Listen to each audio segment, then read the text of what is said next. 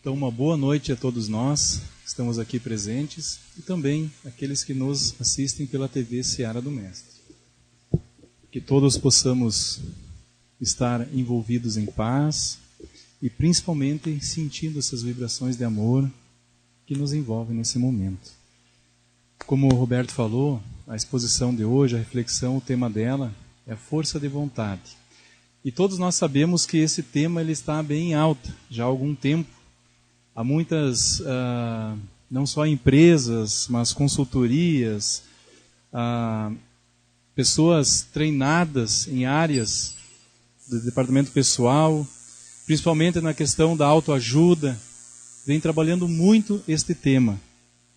Dentro das empresas, dentro da vida pessoal, treinando pessoas, lideranças, falando sobre a força de vontade, que todo ser humano tem essa capacidade em si.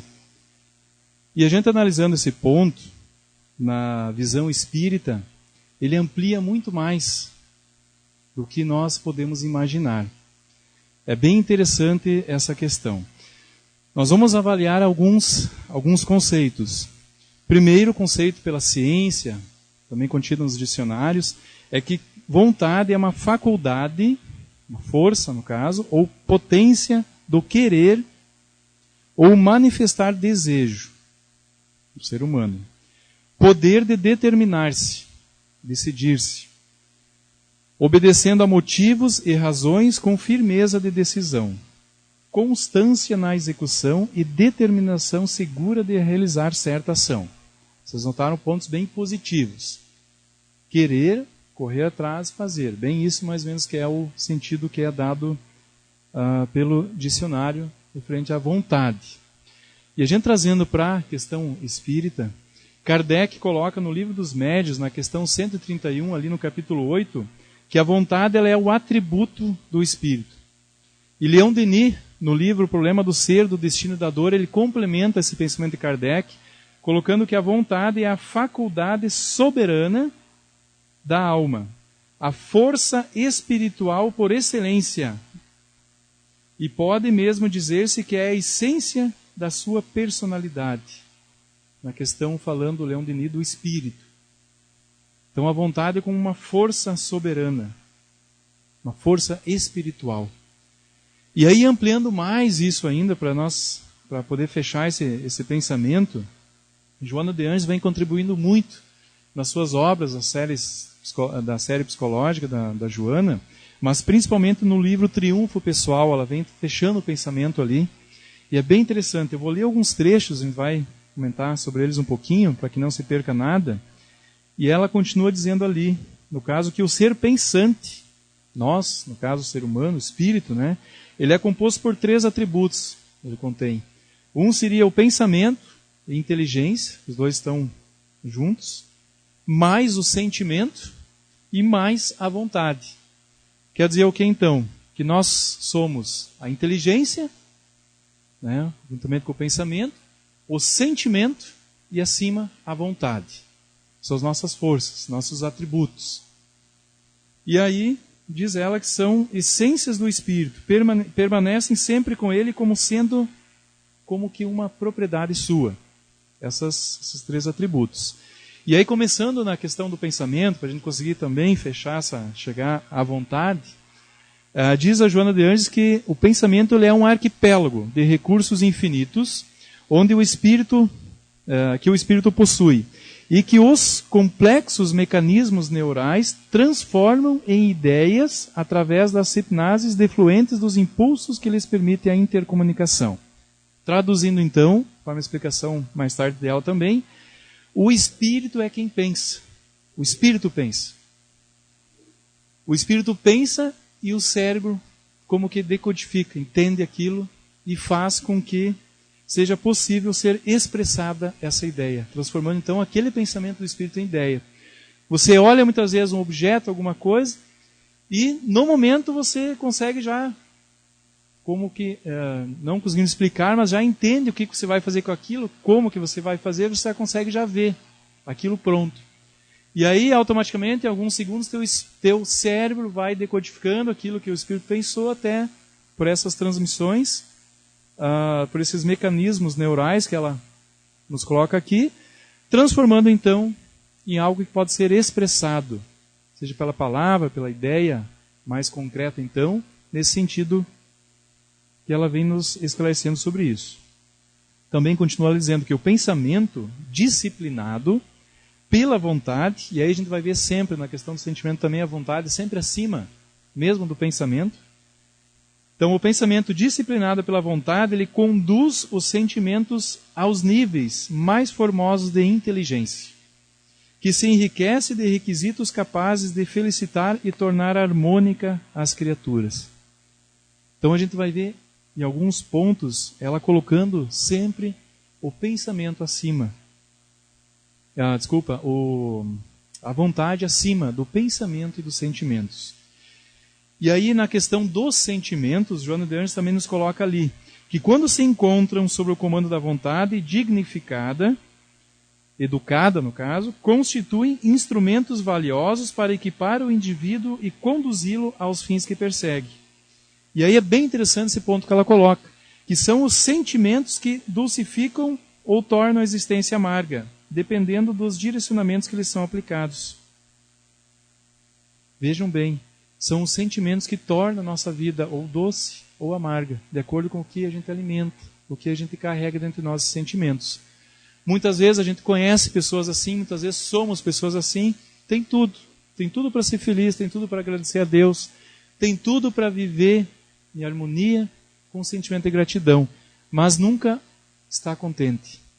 Sempre está vendo o lado negativo, sempre está revivendo situações, ressentimentos, mágoas, carregando aquilo, fazendo questão de expressar para os outros que guarda essa mágoa, que guarda esse ressentimento, que é um coitadinho da vida, e aquela pessoa amarga, que muitas vezes você não gosta nem de conversar ou de chegar perto, às vezes muitos até desviam de pessoas assim, porque está sempre carregando alguma queixa, alguma situação que ele está relembrando, se queixando da vida, ou de pessoas, ou de situações que acontecem.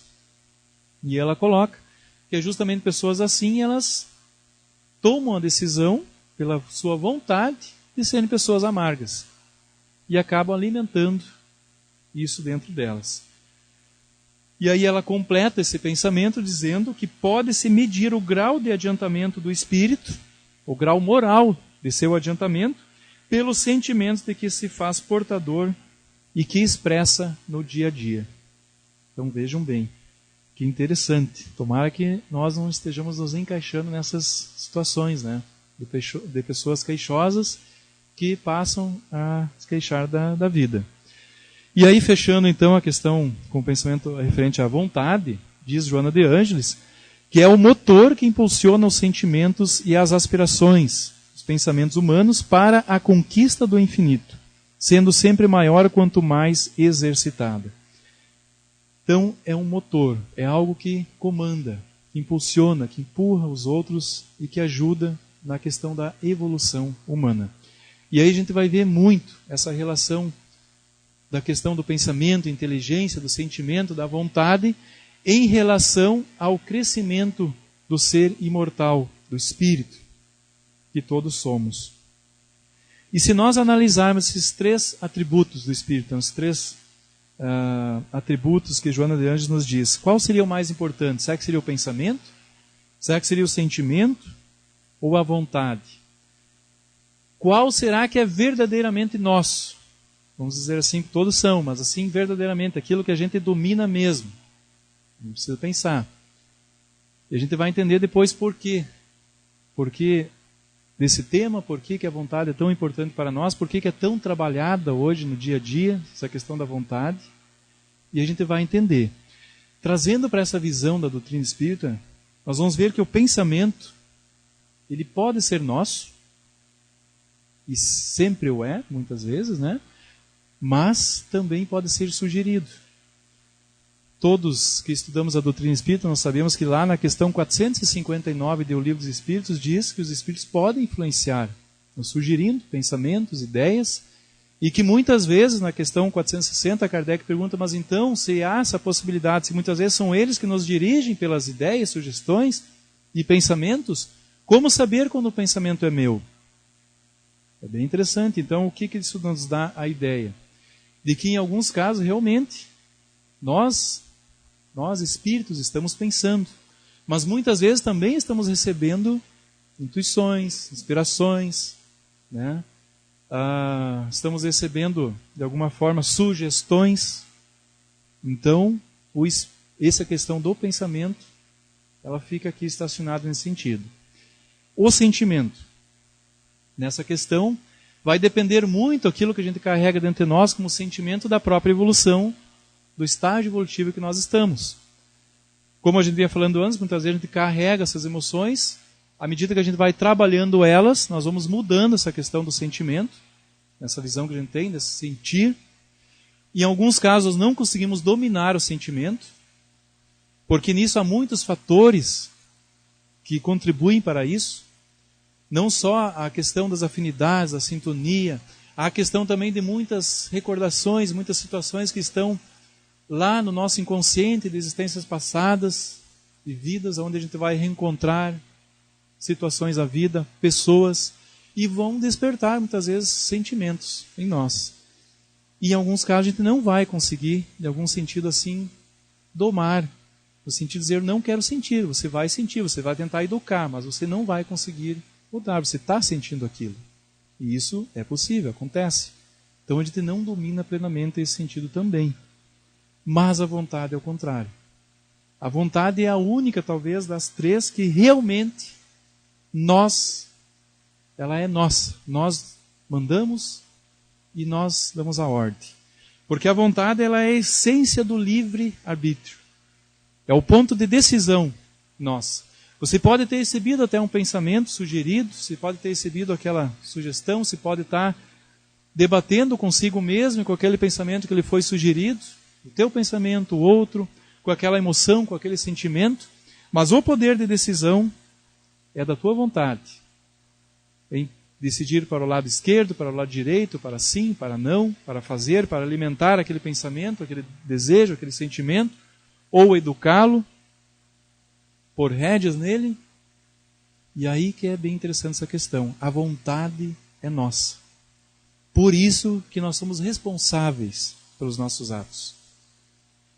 Mesmo num sentido da influência espiritual, da obsessão, mesmo num momento que a gente acaba tomando uma decisão errada, nós somos sempre responsáveis porque a vontade e o poder de decisão foi nosso.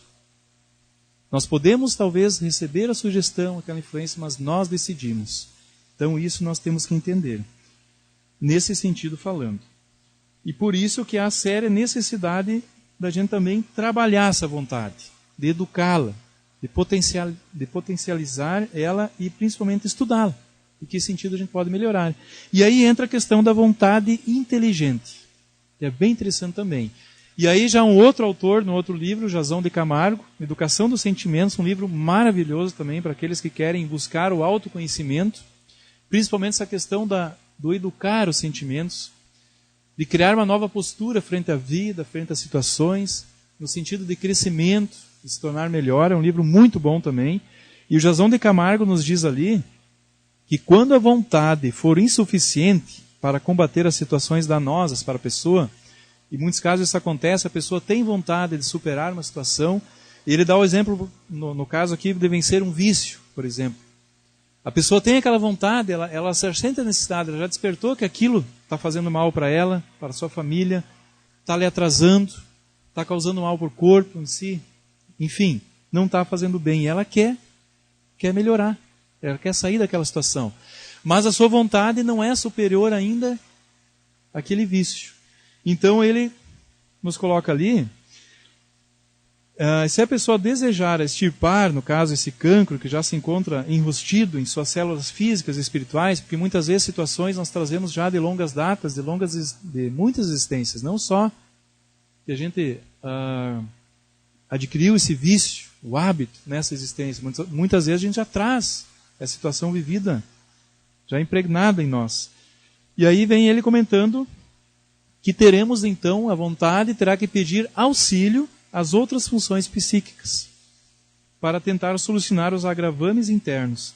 E aí justamente a questão da inteligência, da razão, que vai ter um papel fundamental aí. Então a inteligência ela apontará alguns caminhos para a erradicação de seus problemas.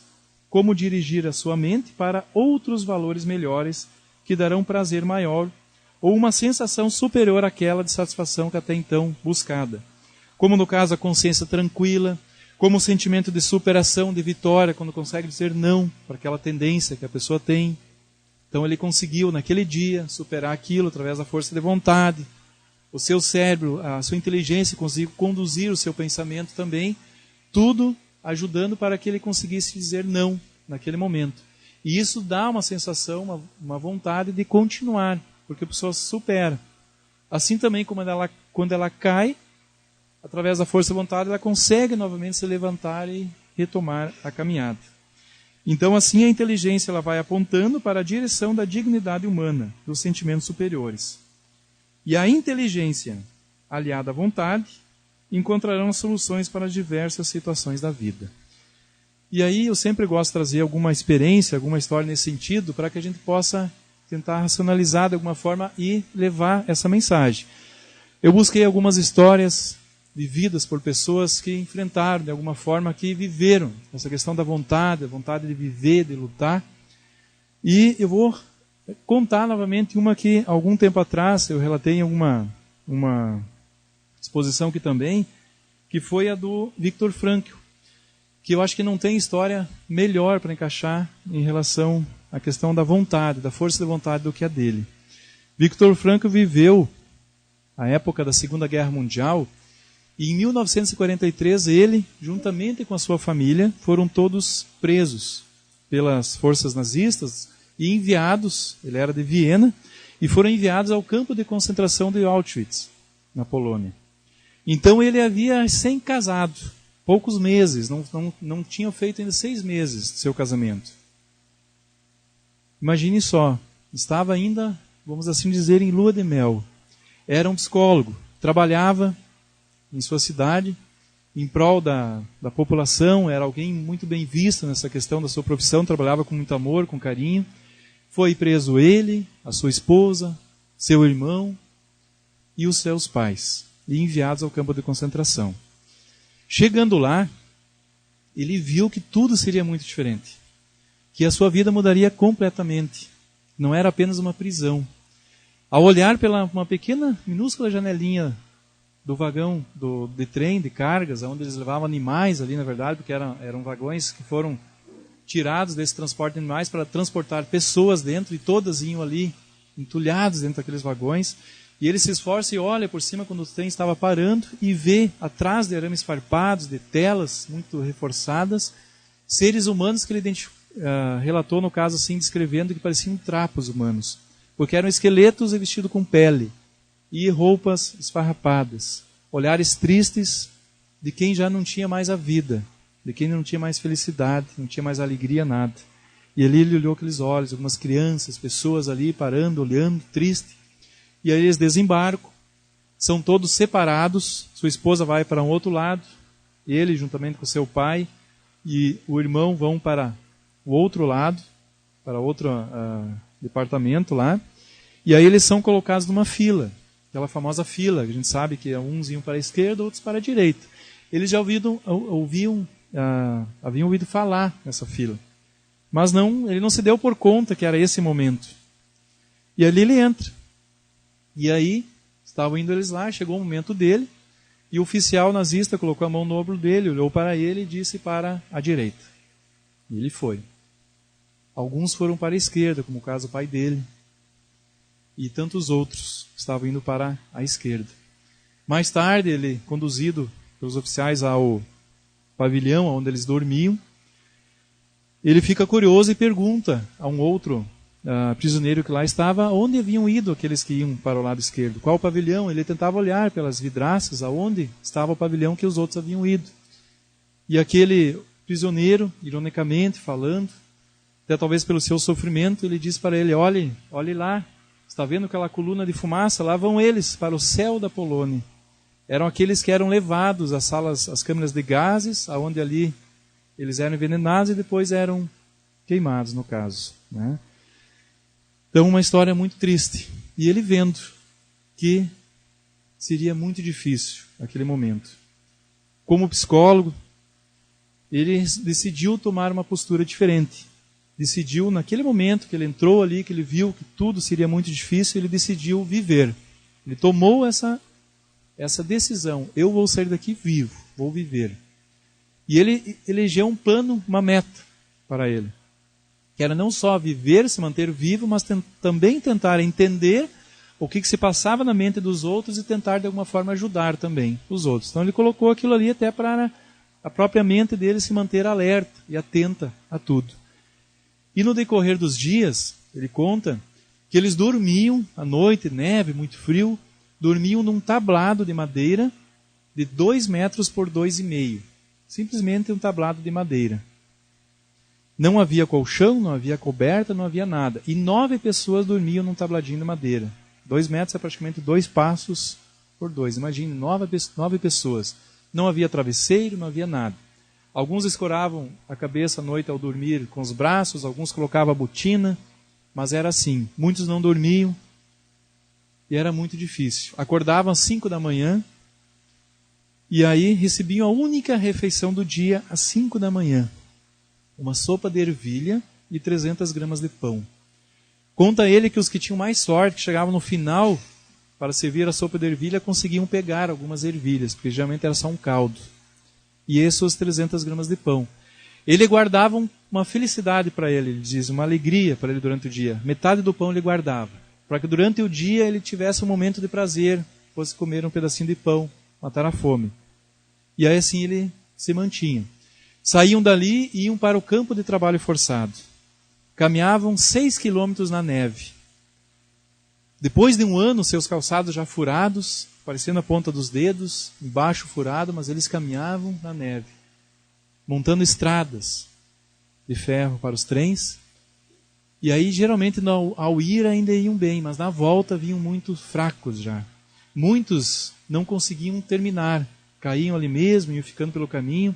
Geralmente, aqueles que ficavam nas laterais da fila tinham maior dificuldade de sobreviver, porque se caía, era um coronhado que vinha dos guardas. Era o vento que pegava também, mais forte. Então muitos tentavam ficar no meio, entre os prisioneiros, para conseguir sobreviver. E assim era a sua vida.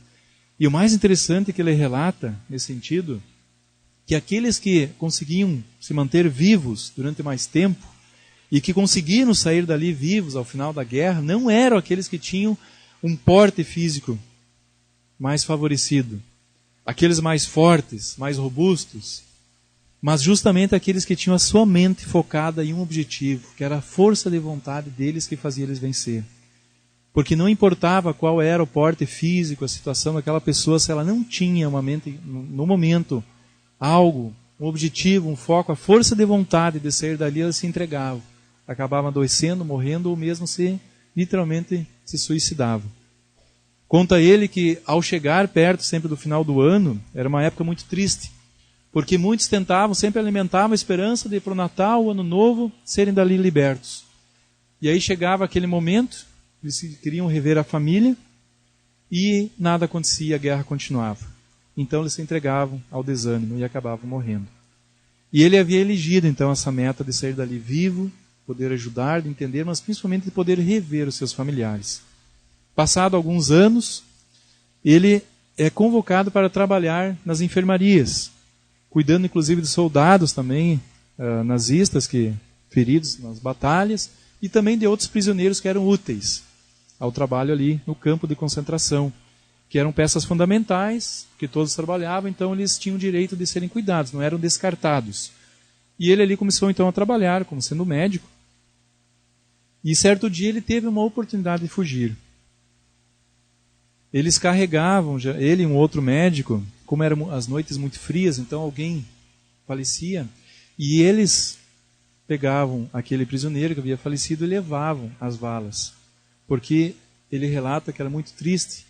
As câmeras aonde eles cremavam estavam superlotadas, não havia mais espaço, capacidade, era intenso, então muitos ali eram descartados. Muito triste a situação. Mas ele elabora um plano de fuga então. Como ele tinha essa oportunidade, essa confiança, ele elabora um plano de fuga.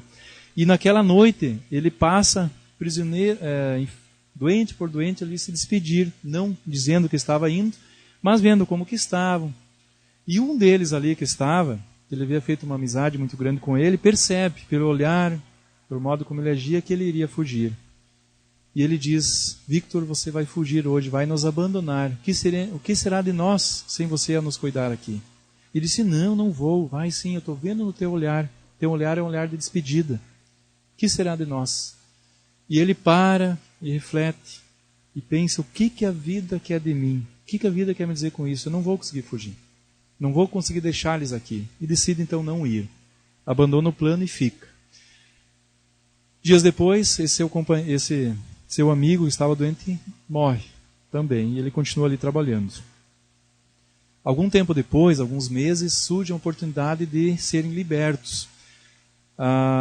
Os nazistas oferecem, no caso, uma proposta onde prisioneiros alemães seriam trocados por prisioneiros do campo de concentração, no caso com a Cruz Vermelha. Então vieram 2 ambulâncias, onde foram selecionados alguns prisioneiros, ali que estavam no campo de concentração, e lotaram-se aquelas 2 ambulâncias e foram enviadas para trazer prisioneiros alemães. E ele achou, pelo trabalho dele, pelo próprio empenho de ter até cuidado de soldados, que ele estaria nessa lista que seriam libertos. E não foi, não estava. Ele conta que foi o momento mais difícil para ele ali, porque ele quase perdeu a força de vontade, a força de continuar lutando com aquela situação toda. Seu nome não estava na lista, ele não foi, apesar de pedir, não foi escolhido. 3 dias depois, as forças aliadas chegam e libertam todos ali. Acaba a guerra. Ao sair do campo de concentração, ao se dirigir à cidade, ele vê estampado na primeira página do jornal 2 ambulâncias, todas furadas, a bala, metralhadas, e vários corpos ali no chão. Na verdade, os nazistas tinham tanta raiva que eles mandaram fuzilar as 2 ambulâncias ao sair dali. Não houve um sobrevivente daqueles que haviam naquele momento sido libertos. E ele vê que ele foi, de alguma forma, liberto. Que aquela força de vontade o manteve vivo. E mesmo naquele momento ele não desistir, continuar lutando, o manteve vivo. E ele sempre tentava encontrar um sentido para a vida com tudo o que acontecia, tentando entender o que a vida tentava dizer para ele. Ele saiu dali sem sua esposa, que também faleceu, seus pais, seu irmão, o único sobrevivente da família. E mesmo assim, ele depois criou a logoterapia, que é uma forma de ajudar, no sentido de reinventar a vida, de ajudar o ser humano nessa questão da vontade, da força, de lutar contra seus medos, de superação. E ele foi, então, muitas vezes aclamado com prêmios e trabalhou até seus últimos dias da existência terrestre aqui, ajudando pessoas lá no seu país de origem. E foi um grande exemplo de força de vontade. Porque muitas vezes, eu até trouxe a história para a gente refletir, porque muitas vezes a gente passa por situações que não são tão difíceis.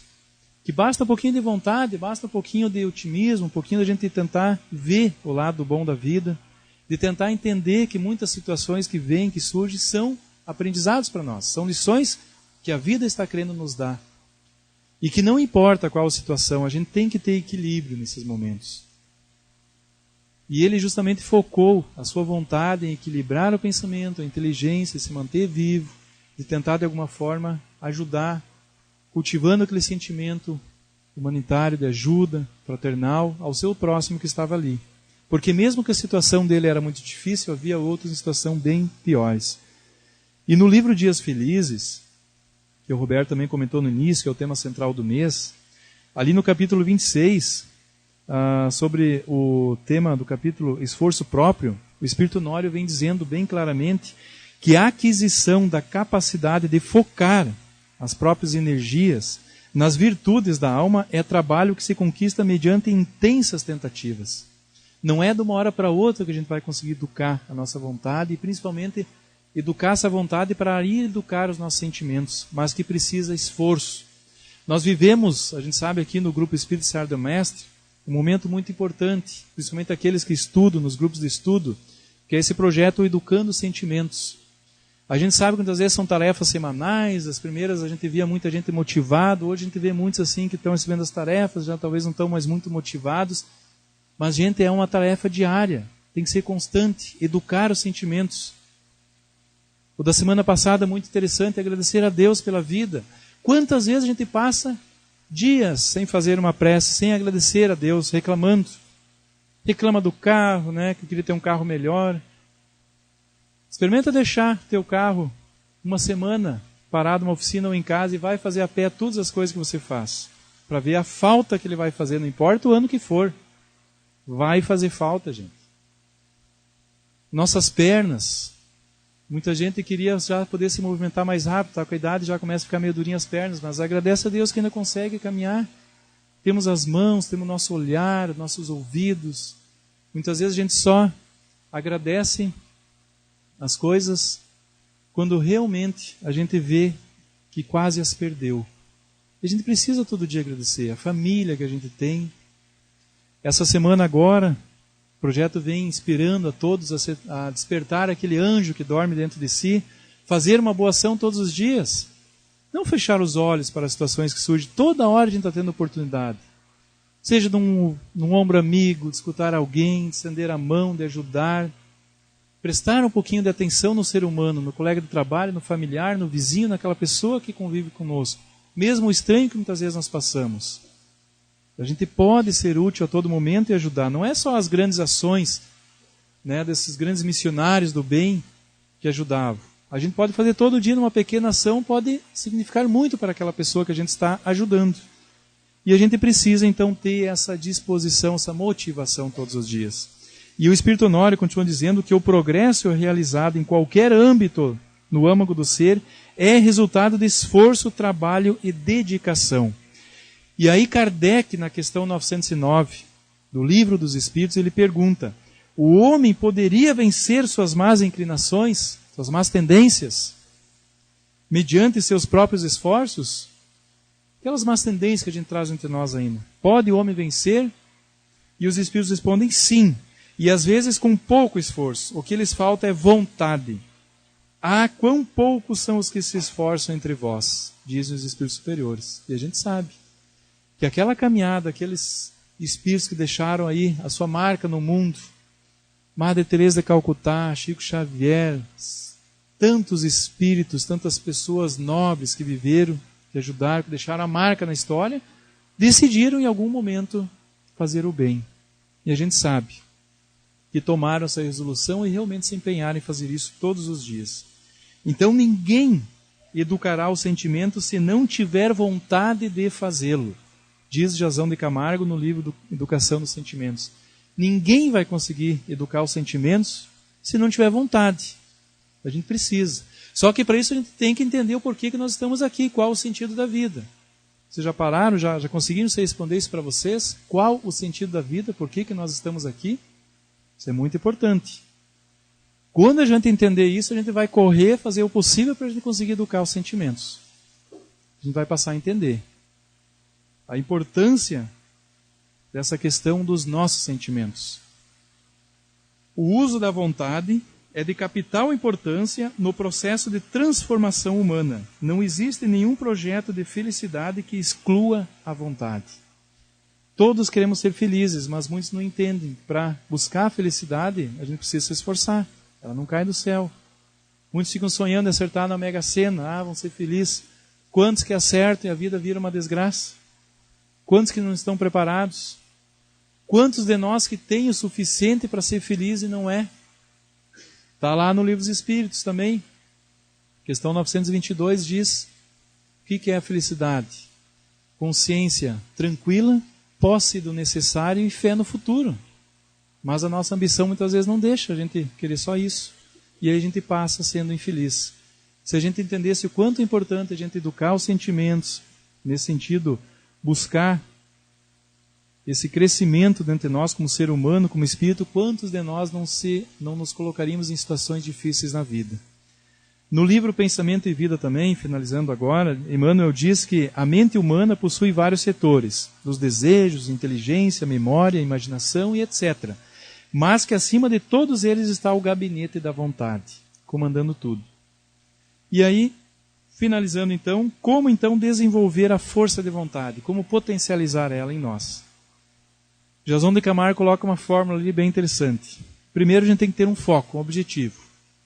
Eu quero educar os sentimentos, eu quero vencer um vício, eu quero me tornar uma pessoa melhor. Vamos colocar um foco, um objetivo. concreto, algo concreto. E aí a gente tem que estar motivado para aquilo ali. Estar motivado, realmente querer aquilo ali. Tomar a decisão que quer aquilo e estar motivado. Afirmar todo dia que vai conseguir. E aí ter um planejamento.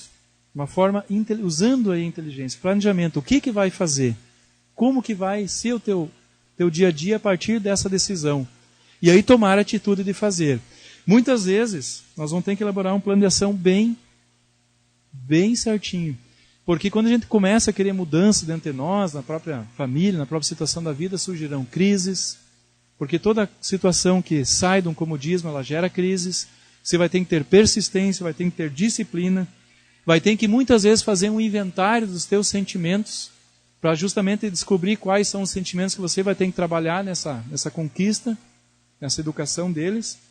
E aí partir para a execução. É dessa forma, trabalho diário. Trabalho semanal, diário, que tem que ser vivido por nós. E aí, quando a gente conseguir buscar isso, a gente vai entender aos poucos por que nós estamos aqui. E com certeza, pelo menos essa existência nós não vamos desperdiçar. Porque muitas nós temos colocado fora. E se estamos aqui de volta nessa vida, porque falhamos e nós pedimos uma outra oportunidade de estarmos aqui. Que nessa existência, pelo menos, a gente fique desperto para isso. Da importância da gente se melhorar, se tornar uma pessoa melhor, para que quando retornar, porque todos vamos retornar, cedo ou tarde, daqui a alguns dias, meses, anos, nós vamos retornar ao plano espiritual. Pelo menos que a gente possa voltar melhor do que quando a gente veio. Então, com força de vontade, nós vamos conseguir educar os nossos sentimentos. Eu agradeço muito a atenção, a paciência de todos, a companhia dos amigos espirituais e que todos nós possamos retornar em paz aos nossos lares.